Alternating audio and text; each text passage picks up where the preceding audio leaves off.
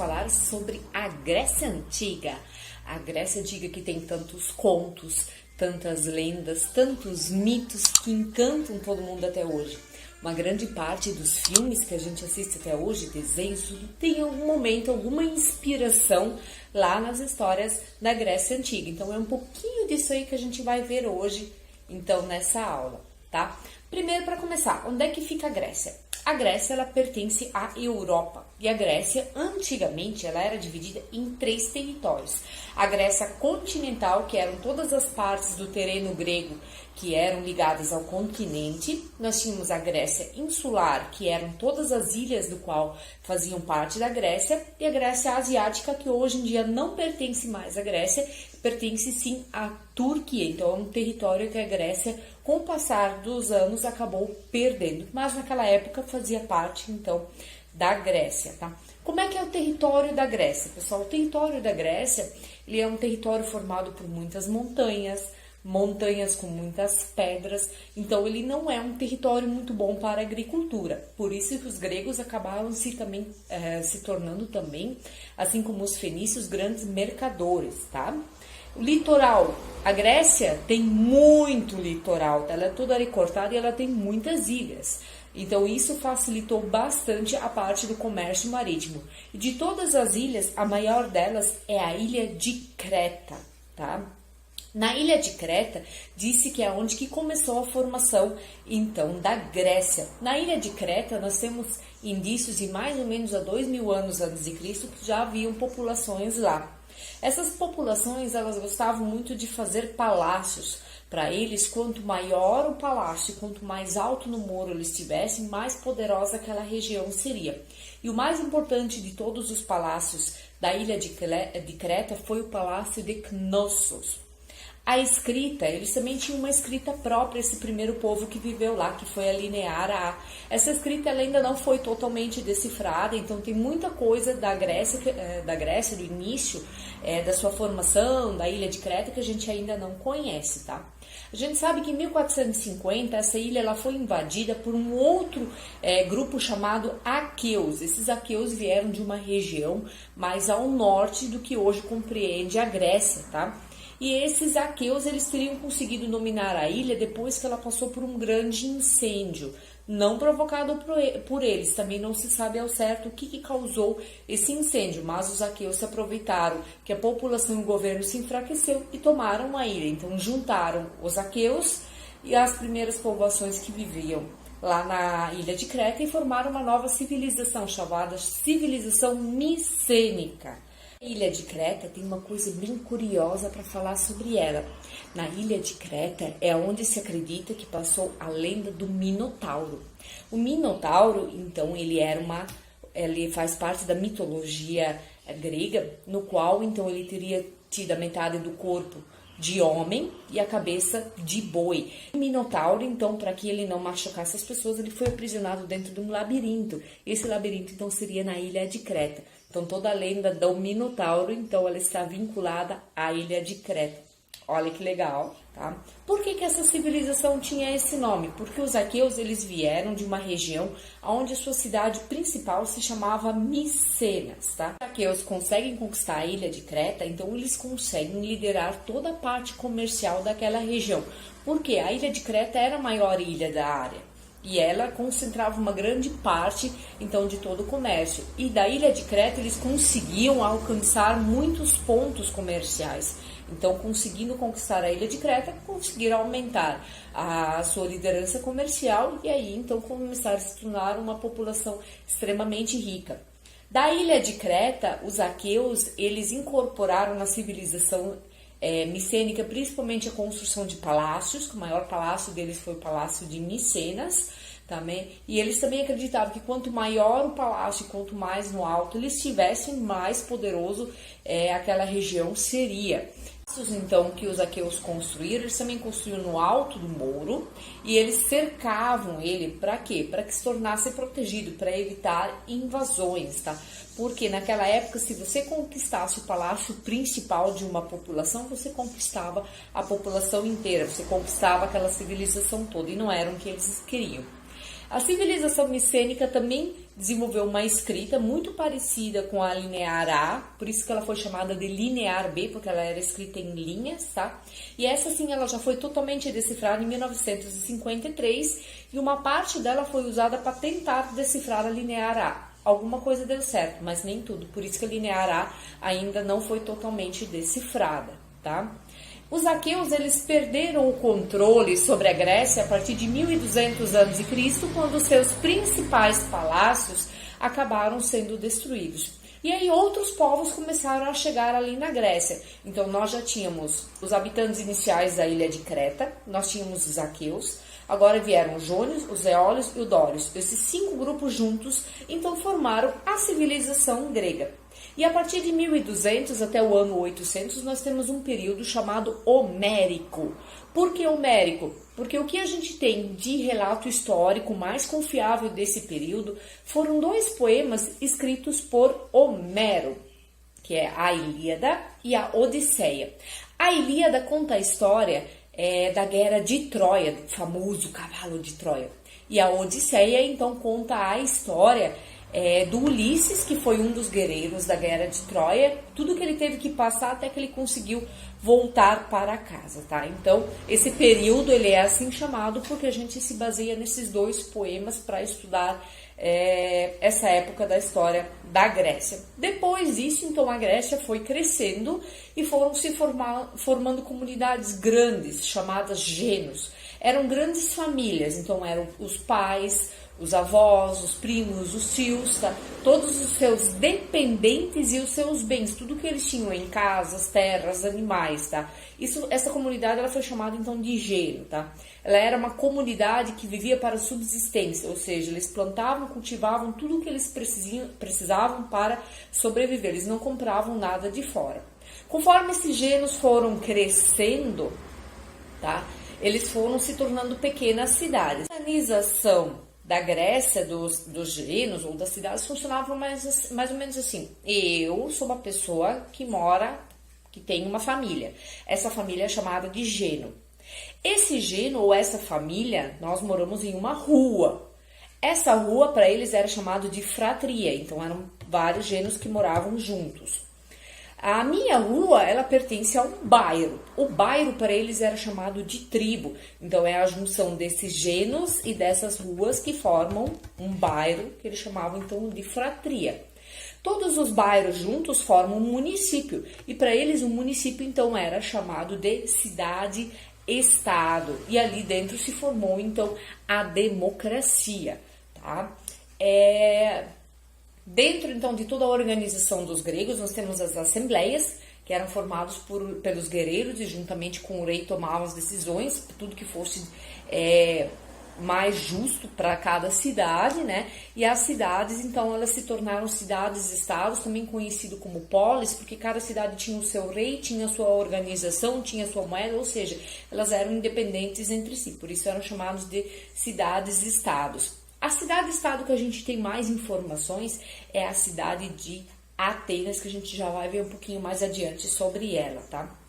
Os gregos, eles foram aumentando a sua população, os gênios foram crescendo, as cidades foram crescendo e começou a faltar terras para todo mundo poder plantar o suficiente para sobreviver. Lembrando que as terras gregas não eram muito boas para a agricultura, muita montanha, muita pedra.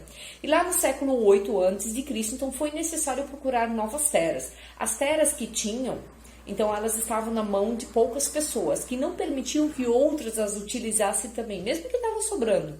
Então as pessoas, principalmente mais pobres, foram obrigadas a procurar novas terras. Então eles foram seguindo a orla do mar Mediterrâneo e colonizaram principalmente o sul da Itália, que ficou conhecido como Magna Grécia ou Grande Grécia, a maior concentração de colônias fora do território grego, então acabou sendo ali no sul da Itália. E esses gregos que formaram a Magna Grécia, depois se juntaram a outros povos para formar então os romanos. Agora vamos falar sobre Atenas. Atenas, ela é uma das cidades mais conhecidas dentro da história grega, né? E Atenas recebeu esse nome por causa da deusa protetora da cidade, que é a deusa da Atenas, que é a deusa da sabedoria, a deusa da inteligência.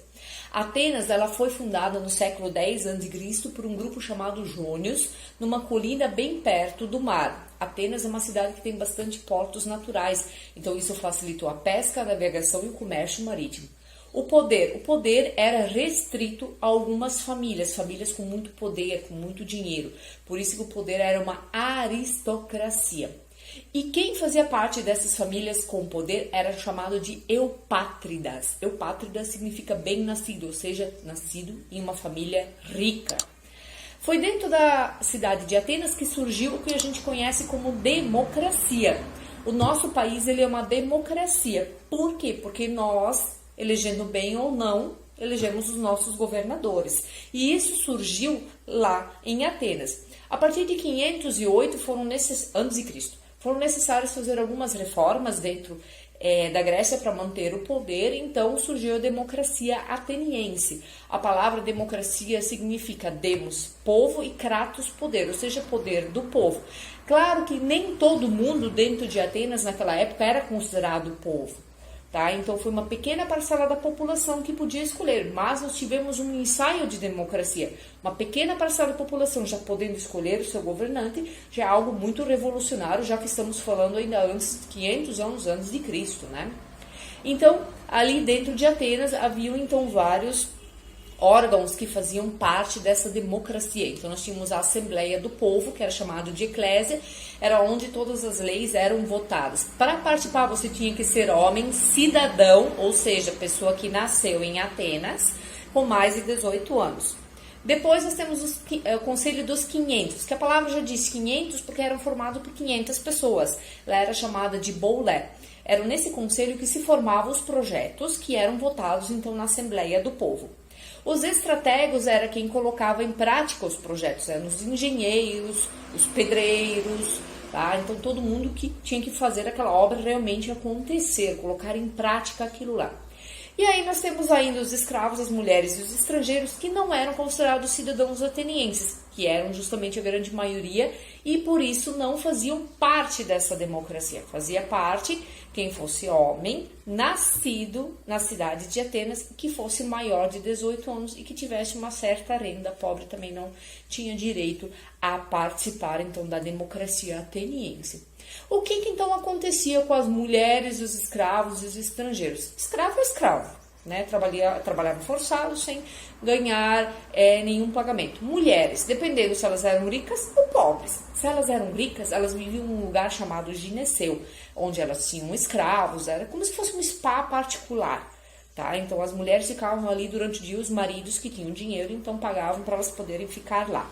As mulheres pobres, como não tinham esse dinheiro, elas tinham que ajudar nos serviços de casa e ajudar o marido. E os estrangeiros, que eram chamados de metecos, eram eles que cuidavam de toda a parte do comércio. Tá? Então, essa era a função deles, mas nem por isso eles tinham direito à cidadania ateniense. Agora vamos para a cidade de Esparta. Esparta é muito conhecida porque ela era uma cidade militar. Foi feito vários filmes falando sobre Esparta, e o último mais conhecido, então, não é exatamente recomendado para a idade de vocês, mas é o filme 300. Ele fala sobre a Guerra das Termópilas, que foi quando os persas tentaram invadir a Grécia e 300 soldados espartanos derrotaram milhares de persas. No fim foram derrotados naquele momento, depois a Grécia venceu. Mas eles conseguiram mostrar o quão potente era a cidade de Esparta e quão potente eram os seus guerreiros. Aonde fica Esparta? Esparta fica na península do Peloponeso, ela não tem acesso ao mar, ela fica mais para o interior, no meio de montanhas, tá? E ela foi formada pelos dórios. Início era um acampamento militar, mas como sempre teve um e outro que ficava, esse acampamento militar foi crescendo e se tornou uma grande cidade.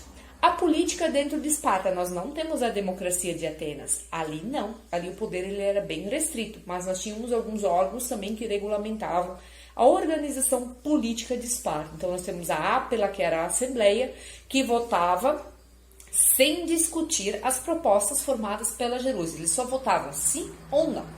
A Jerusa, então, era um conselho formado por 30 anciões, que eram as pessoas mais velhas, então, de Esparta, e 2 reis. Esparta tinha 2 reis, tá? E esses 2 reis tinham que governar juntos, um mais para a questão política, o outro mais para a questão militar. Então, eles criavam as propostas que eram enviadas para a Ápela votar. O eforato, então, tinha que colocar em prática as decisões. Então, Se era obras, tinha que ir lá arrumar os engenheiros, pedreiros, materiais. Se eram leis, tinha que aplicar elas, tá? Então essa era a função do eforato. E esse sistema todo, então, como eu falei, não era uma democracia, mas sim uma oligarquia, era um governo de poucos, tá? Apenas poucos cidadãos espartanos, tá? Que tinham que ser homens nascidos em Esparta e grandes guerreiros, é que faziam parte do governo depois que eles se aposentavam, depois que eles saíam, tá? Também deixei vários links ali para vocês como mais ou menos funcionava a organização em Esparta. Agora vamos falar da cultura grega, uma cultura muito riquíssima até a nossa atualidade, inspirou praticamente todos os países do mundo. Primeiro, os gregos eram politeístas, acreditavam em vários deuses e acreditavam que esses deuses viviam lá no alto do Monte Olimpo. Esse Monte Olimpo, ele existe, tá? Ele já foi escalado e não tem nada lá em cima não tem nenhum templo, nada não, mas eles acreditavam naquela época que tinha, ninguém conseguia chegar ao seu topo porque ele é muito íngreme, tá? E por que Olimpo? Porque a palavra Olimpo significa céu. Então eles acreditavam que os deuses moravam lá em cima. Os deuses, eles eram, ou melhor, tinham atitudes como pessoas comuns. Eles faziam guerras, eles tinham sentimentos, eles casavam, eles tinham filhos entre si, tinham filhos com humanos, tá? E dos casamentos, então surgiram vários tipos de deuses, semideuses, heróis. Então, por exemplo, os filhos de deuses com deuses nasciam novos deuses, tá? Deuses com humanos geralmente nasciam, então, ou semideuses ou heróis, tá? E aí haviam várias formações diferentes, que eu também deixei alguns links ali para vocês verem como se formaram as ninfas, os centauros e outras coisas além, tá? Cada cidade cultuava os seus deuses e para isso faziam festas, cultos e oferendas, tá? Existem muitas histórias sobre os deuses e os heróis e essas histórias são chamadas de mitos. Por que são chamadas de mitos? Porque elas misturam realidade com o imaginário. Então, os gregos tentam explicar a sua realidade usando histórias com deuses que a gente não tem como provar cientificamente se eles existem ou não. Também deixei um link ali de como os gregos explicam a formação do mundo na visão da mitologia deles. Aliás, a mitologia é justamente a formação, a junção de todos esses mitos em uma coisa só, tá? Jogos Olímpicos, tá? Este ano nós teríamos Jogos Olímpicos, mas por causa da pandemia eles foram adiados, se eu não me engano, para o ano que vem, tá? Mas os Jogos Olímpicos são criação grega. Eles foram criados em 776 a.C. na cidade de Olímpia, por isso o nome Olímpicos. E são uma homenagem a Zeus, que é o Deus Todo-Poderoso. Então os humanos queriam mostrar que eles também eram bons, que eles poderiam também ser perfeitos, tá? Então eles queriam mostrar a sua perfeição perante a Zeus. E para isso, então, eles se envolviam principalmente em competições de corrida e de luta, para mostrar o quão rápido, quão fortes e também o quão perfeito era o corpo deles, tá? Geralmente todas as práticas eram feitas nuas, ou seja, quem participava sem roupa, porque queria mostrar então para Zeus que o seu corpo também era perfeito, tá? Por isso que as mulheres eram proibidas de participar e de assistir, tá? Essa regra foi quebrada só muito tempo depois, certo? Mas, então, os Jogos Olímpicos tiveram a primeira fase deles até o início da Idade Média, depois, aí eles não aconteceram mais, principalmente por causa da Igreja Católica, né, que não acreditava nos deuses, né, então eles disseminavam que essa ideia era errada, então os jogos pararam ali, e depois, em 1896, houve o retorno, então, dos Jogos Olímpicos, que são conhecidos como Jogos Olímpicos da Era Moderna.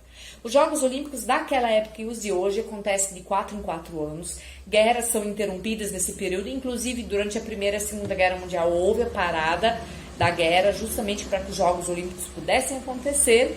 E os vencedores, desde aquela época até hoje, eles ganham como um prêmio uma coroa com folhas de louro. Claro que naquela época eles ganhavam só a coroa. E claro, a cidade da onde que o vencedor vinha, eles faziam estátuas, homenagens para eles. Mas hoje em dia, então, além da coroa de flores, né, eles ganham um certo valor em dinheiro como premiação para quem vence, fora o reconhecimento mundial. Tá? Então mudou um pouquinho, né? Mas o símbolo continua, que é a coroa com folhas de louro, tá? As artes gregas. Então a Grécia ela se destaca muito no seu teatro, na sua pintura e na sua escultura. Para começar, então, o teatro. O teatro ele surgiu na Grécia uma homenagem a Dionísica, o deus das artes. Era uma festa religiosa e também cívica. Sempre era representado ao ar livre, então quando chovia tinha que ser transferido, certo? Os pobres podiam assistir gratuitamente, então existia essa lei para que o teatro fosse algo aberto a todos. Muitas peças teatrais criadas pelos gregos são encenadas até a atualidade, e foram eles que criaram 2 gêneros do teatro muito conhecidos até hoje, que é a comédia, que é fazer as pessoas rirem, e a tragédia, que é fazer as pessoas se emocionarem ou chorarem. Aliás, o teatro grego, para vocês terem uma ideia, ele foi tão bem formulado, a estrutura dele, ela tem um formato de um semicírculo, tá? E ela é bem inclinada, então quando uma pessoa sentava, a outra já sentava logo abaixo dela, tá? Ela era uma arquibancada bem inclinada, certo? E os atores que ficavam lá embaixo no palco, eles falavam com uma dicção, uma voz, um tom de voz de uma maneira que quem estava sentado na frente deles ou quem estava sentado lá em cima conseguia escutar. Claro que as pessoas tinham um respeito muito grande e elas não ousavam conversar enquanto que a peça teatral acontecia. Mas, ao mesmo tempo, o formato que o teatro era elaborado, o formato do próprio teatro, da estrutura, fazia com que as ondas sonoras chegassem a todos os níveis, a todos que tivessem assistindo. Claro, né? Quanto mais pobre, mais pra cima tu tinha que sentar, porque tu não pagava, né? Mas todos conseguiam acompanhar e todos conseguiam, de uma certa forma, escutar o que os atores estavam representando. Esse teatro grego, principalmente da cidade de Atenas, ele passou por várias reformas, né? E ele continua, de certa forma, sendo usado até hoje em dia. Ele é aberto à visitação, é bem interessante. Então, o teatro. Escultura. As esculturas gregas, todas elas são expostas em locais públicos. Claro que hoje algumas estão em museus justamente para que elas se mantenham, né, porque elas não se estraguem durante o tempo, né, a exposição ao sol ou à chuva, né. Procura sempre retratar a figura humana de forma harmoniosa e proporcional. Eles faziam muitos estudos em cima do corpo humano para mostrar cada feição, para mostrar cada veia, até o cabelo enroladinho, cada expressão que você tinha. Então eles faziam muitos cálculos, eles faziam muitos estudos, até que eles realmente faziam uma estátua, que é ver a dos deuses. Eles procuravam então sempre mostrar o deus da forma mais perfeita possível, justamente para agradá-lo. E aí nós temos a pintura. A pintura dos gregos, ela é retratada nos seus vasos de cerâmica. Eles podiam mostrar o dia a dia deles, mas eles gostavam muito de mostrar principalmente os Jogos Olímpicos e retratar as cenas mitológicas, a mitologia grega. Podia ser formado por figuras negras, como também por figuras vermelhas. Filosofia. A filosofia, então, também surgiu na Grécia. O que é a filosofia? A filosofia é amor à sabedoria, é você parar para pensar. E isso surgiu na Grécia, principalmente na cidade de Atenas, onde surgiram os grandes e primeiros filósofos da humanidade. Como é que eles chegavam a esses contatos, esses novos conhecimentos? Através de debates, tá? E aí surgiram os 3 grandes filósofos daquela época, que é o Sócrates, que foi o primeiro. Depois veio o Platão, que chegou a ser aluno de Sócrates. E por fim nós temos o Aristóteles, que frequentou a escola que foi formada por Platão, que se chamava Academia, tá? Mas ele discordava de algumas ideias, então ele formou um novo tipo de pensamento, um pensamento mais sistematizado à lógica, a organizar, pensar e argumentar, certo? Guerras. Claro que a Grécia se envolveu em guerras, né? A mais conhecida de todas foram as guerras greco-pérsicas, que foi a guerra entre os gregos e os persas, no qual os gregos no final eles venceram, mas foram feitos vários filmes em cima disso. O mais famoso deles, como eu falei antes, foi o 300, tá? Que retrata justamente a guerra das Termópilas, onde 300 guerreiros espartanos derrotaram milhares de persas. Na época, essa batalha eles perderam, mas a guerra final eles venceram. Quando é que isso começou? O século V a.C., quando os persas começaram a invadir o território grego para aumentar então o seu domínio. As cidades gregas elas se reuniram, então Atenas organizou todo um exército. O exército quem mandou foi a cidade então de Esparta, que era onde que se tinha organização militar, e Atenas cuidou então de toda a parte das estratégias. até porque Atenas era uma cidade litorânea e Esparta não tinha acesso ao mar, então precisava haver essa junção, precisava haver então essa comunicação. Esparta também mandava muito dinheiro para a cidade de Atenas, justamente para manter os soldados e comprar tudo que fosse necessário para a guerra. Essa guerra aconteceu de 492 a 449 a.C. e no final então os gregos venceram. Mas quando os gregos venceram essa guerra, eles começaram uma guerra interna, porque Esparta mandou soldados, mandou dinheiro para a cidade de Atenas. E Atenas não necessariamente usou tudo para a guerra, certo? Atenas fez um pequeno desvio desse dinheiro. E aí então se formaram dois grupos dentro da Grécia, a Liga do Peloponeso e a Confederação de Delos. Confederação de Delos então foram as cidades que se uniram a Atenas. E a Liga do Peloponeso ou Confederação do Peloponeso foram todas as cidades que se uniram a Esparta. E começou uma guerra interna chamada Guerra do Peloponeso. Quem venceu, gente? Esparta, né? Esparta tinha soldados, Esparta tinha guerreiros, Esparta tinha armas. Apesar de que Atenas conseguiu ganhar algumas batalhas usando o pensamento lógico, usando estratégias. Mas Esparta venceu, no final das contas. Só que assim, em uma guerra, apesar de ter uma cidade vencedora, todos os dois lados perdem. E aí surgiu um cara em especial chamado Filipe II, ele era o rei da Macedônia. E ele viu que a Grécia agora tinha se enfraquecido muito por causa da guerra do Peloponeso. E o que ele fez? Aproveitou, invadiu as terras gregas e venceu. Venceu Esparta, venceu os seus soldados, venceu todo mundo. E conseguiu então dominar toda aquela região, anexar então a Grécia à história da Macedônia. Isso aconteceu em 338 a.C. Depois de Filipe II veio Alexandre o Grande, que foi um grande rei da Macedônia, que começou a fazer com que a Macedônia se tornasse um império bem grandão, certo? Então a história da Grécia ela termina ali, 338 a.C., da Grécia Antiga, 338 a.C., quando então eles são conquistados pela Macedônia. O Filipe II, ele era muito fã da arte grega, incorporou grande parte da cultura grega à cultura da Macedônia. E aí surgiu a cultura helenística. Então ele também procurava retratar o ser humano de uma forma perfeita, mas ele começou a dar expressividade e dramaticidade à pessoa humana, à figura humana. Ou seja, em vez das estátuas estarem paradas, sérias, mas serem perfeitas, agora ele dava drama. As estátuas pareciam que ganhavam movimento, tá? Então, foi isso então que ele acabou incorporando à cultura já existente. Certo, galera? Sobre a Grécia Antiga, então, era isso, tá? Agradeço muito por você ter me escutado, por você ter acompanhado essa aula. Um grande beijo no coração de todos vocês. Fiquem bem e até uma próxima aula. Um grande abraço do fundo do coração. Tchau!